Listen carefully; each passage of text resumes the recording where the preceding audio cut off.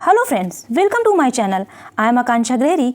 आज मैं आप लोगों के लिए आरओ एंड एआरओ के लिए टाइम टेबल लेकर आई हूँ। देखिए, अगर आप कोई भी एग्ज़ाम निकालने जा रहे हैं, वो भी सीरियस हैं, आप उस एग्ज़ाम को लेकर बहुत सीरियस हैं, तो आपको एक स्मार्ट स्ट्रेटजी बनानी होगी जिससे आपको आसानी से और उस एग्ज़ाम में ज़रूर सफलता मिल जाए, ज़रूर आप उस एग्ज़ाम में सक्सेस हो।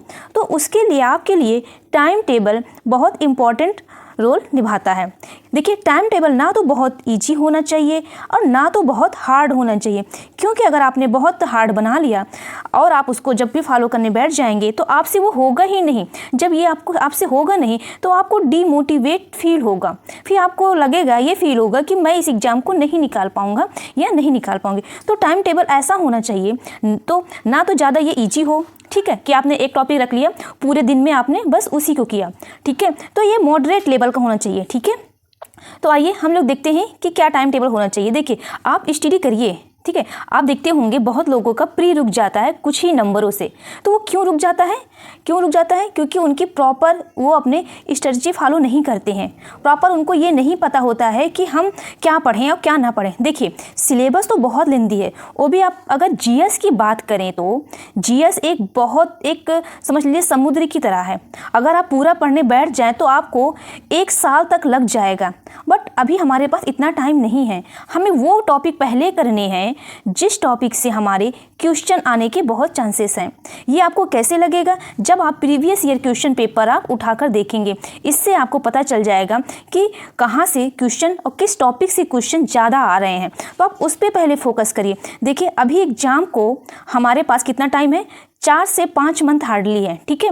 तो अभी आप पूरा जीएस पढ़ने की कोशिश मत करिए, आप पढ़िए, लेकिन स्मार्ट तरीके से पढ़िए कि कौन से एग्जाम में पूछे जाते हैं, ठीक है। हो सकता है तो मैं आपको टॉपिक वाइज बताऊंगी, ये सब्जेक्ट वाइज बताऊंगी कि जियोग्राफी में कौन सी टॉपिक इंपॉर्टेंट है या हिस्ट्री में कौन सी इंपॉर्टेंट है, तो आप उस टॉपिक को पहले करिएगा, ठीक है। ओके, आइए हम लोग देखते हैं कि क्या हो हमारा टाइम टेबल, ठीक है। देखिए, ये जो टाइम टेबल है ये आप आसानी से इसको आप फॉलो कर सकते हैं, ठीक है। आइए देखते हैं क्या है। देखिए, आप क्या करिए, प्रीवियस ईयर क्वेश्चन पेपर लगाइए। प्रीवियस ईयर क्वेश्चन पेपर लगाइए। मैंने कितनी बार बोला है, प्रीवियस ईयर क्वेश्चन पेपर बहुत इंपॉर्टेंट हो जाता है, क्योंकि हमारे कई क्वेश्चन रिपीट होते हैं, ठीक है।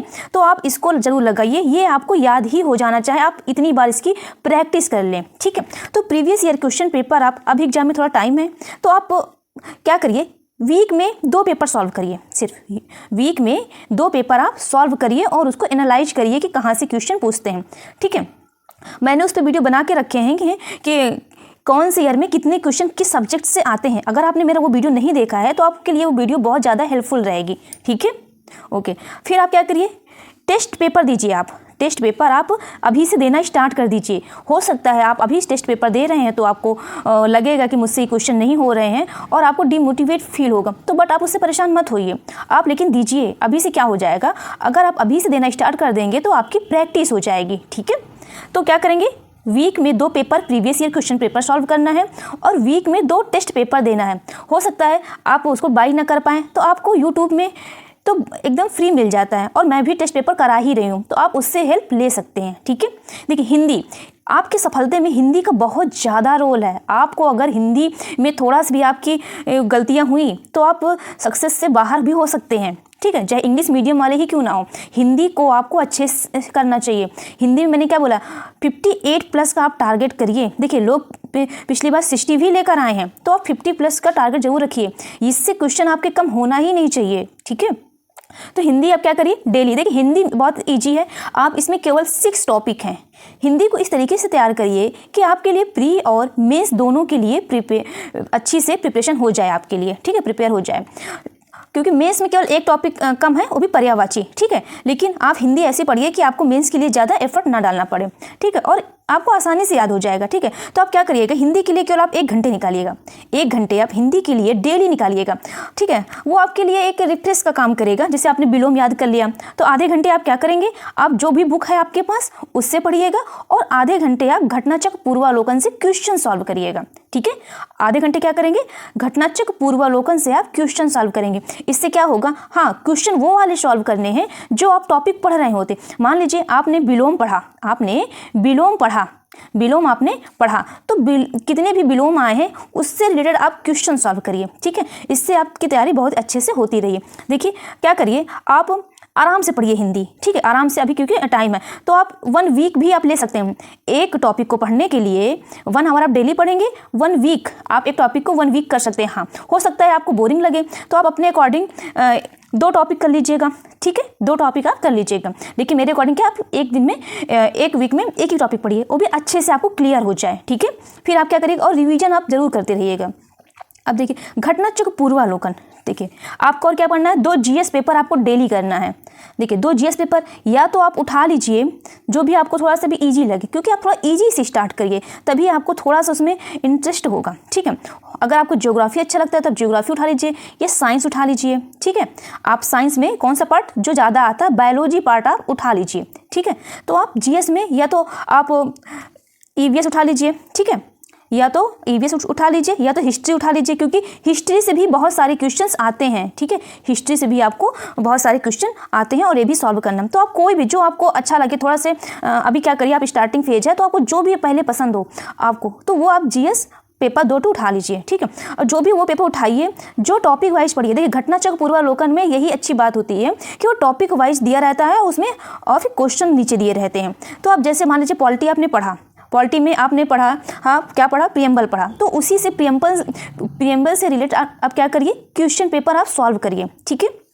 तो इससे जो भी आपकी तैयारी होगी बहुत ही अच्छे से होती जाएगी, ठीक है। तो आपको वही 2 घटनाचक्र पढ़ने हैं जो आपको जीएस पेपर आप पढ़ेंगे, ठीक है। इसको आप 2-2 घंटे आप दे दीजिएगा, ज़्यादा नहीं, 2-2 घंटे आप देंगे ना तो आपके लिए बेनिफिट होगा और इतना सफिशिएंट है, ठीक है। देखिए करंट अफेयर, अब आइए देखते हैं हम लोग करंट अफेयर के लिए। देखिए करंट अफेयर बहुत ही इंपॉर्टेंट है, इसको आप इग्नोर नहीं कर सकते हैं क्योंकि इसके जो क्वेश्चन है बहुत ज़्यादा पूछे जाते हैं, अब और पूछे जा रहे हैं, ठीक है। तो आप इसको ज़रूर, ठीक है, पढ़ते रहिए। तो इसको कितना पढ़ना, ज़्यादा नहीं, इसको अभी से स्टार्ट कर दीजिए 1 घंटे, करंट अफेयर को 1 घंटे आप पढ़ना स्टार्ट कर दीजिए, ठीक है। और देखिए रिवीजन ही ये क्या है, आपको सक्सेस दिलाएगी।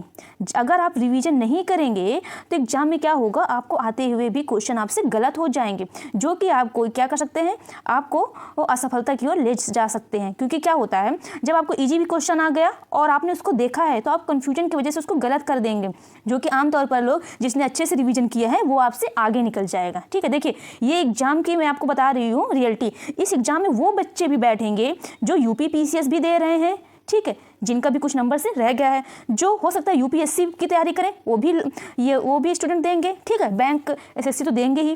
मीन्स आपके साथ उनका कंपटीशन है जो जीएस, जो ये सब इतना ज़्यादा पढ़ चुके हैं कि आपके लिए वो सब कुछ नया है, तो आप उन लोगों से कंपटीशन करिए। लेकिन हाँ, स्मार्ट तरीके से अगर आप करेंगे तो ज़रूर है। अगर जितना मैं बता रही हूँ कि आप किस टॉपिक में कितना पढ़ना है, अगर उस अकॉर्डिंग आप करेंगे तो आप निश्चय सफलता जरूर पा लेंगे, ठीक है। ओके देखिए मैंने क्या बताया, देखिए प्रीवियस ईयर क्वेश्चन पेपर आपको वीक में 2 करने हैं, 1.5 घंटे में हो जाएंगे। टेस्ट पेपर भी आपको वीक में 2 बार करने हैं। हिंदी आपको डेली 1 घंटे करने हैं। अब देखिए घटनाचक्र पूर्वावलोकन की हम बात करें तो आपके लिए एक घटनाचक्र जितना आप इसमें टॉपिक पढ़ेंगे वो आपके लिए 1 घंटा सफिशिएंट होगा, ठीक है, 1 घंटा ये होगा। लेकिन हाँ जीएस पेपर आप 2 सॉल्व करेंगे तो 2 घंटे आप रखिए, 2 घंटे रखिए। देखिए आप क्या करिए, थोड़ा सा आप टॉपिक वाइज करिए, ठीक, घंटे इंपॉर्टेंट नहीं है। आपने देखा कि आप क्या कर रहे हैं, आपने घंटे तो काउंट कर लिए बट आपका मन कहीं और लग रहा था, आप ऐसे ना करिए, आप टॉपिक वाइज करिए। आप डेली आप क्या करिए, इसमें से 4 से 5 6 टॉपिक उठाइए या 10 टॉपिक उठाइए, आप उसको करिए और ईजी आराम से हो जाता है। अब फिर उसी से रिलेटेड आप क्वेश्चन पेपर सॉल्व करिए, ठीक है। करंट के लिए आपको 1 घंटा देना, अब बाकी टाइम आपको बच जाए वो सिर्फ क्या करिए, रिवीजन करिए। जो मैंने बताया है ये बहुत ही अच्छा टाइम टेबल है, अगर आप इसको फॉलो करते हैं तो जरूर आपको इसमें सफलता मिलेगी। देखिए मैंने आपको कितना बताया, 1 घंटा हिंदी के लिए, 2 घंटा टोटल मैंने रिवीजन घटनाचक्र पूर्वावलोकन के लिए, और 2 घंटे हमारे किसके लिए बताया है मैंने जीएस पेपर डेली के लिए, और 1 घंटे हमने बताया है करंट के लिए। तो कितने हो गए, 2 4 5 6 7 8, टोटल कितने हो गए, 8 घंटे। और फिर आप क्या करिएगा, जितना टाइम आपको बचे तो वो क्या करिएगा, आप रिवीजन करिएगा, क्योंकि आप इससे कम नहीं पढ़ सकते। ठीक है, देखिए वो आप पे डिपेंड करता है कि मान लीजिए आपने हिंदी किया, आपने कितनी जल्दी उसको चीज़ों को आपने ले लिया। ठीक है, करंट लिया, आपको मैगजीन एक वीक में एक मैगजीन खत्म करनी है, तो आपको कितनी जल्दी आपने खत्म कर लिया। ठीक है, बाकी टाइम आप किस पे देंगे, रिवीजन पे देंगे। ठीक है, ओके फ्रेंड्स, आज के लिए इतना ही। ये मेरा कैसा लगा आप ज़रूर बताइएगा। Okay, thank you. और हाँ, ये PDF मैं आपको टेलीग्राम चैनल पे शेयर कर दूंगी। मेरा टेलीग्राम चैनल डिस्क्रिप्शन बॉक्स में दिया गया हुआ। ठीक है, या तो आप मेरे चैनल के नेम से आप भी सर्च कर सकते हैं। Okay friends, thank you.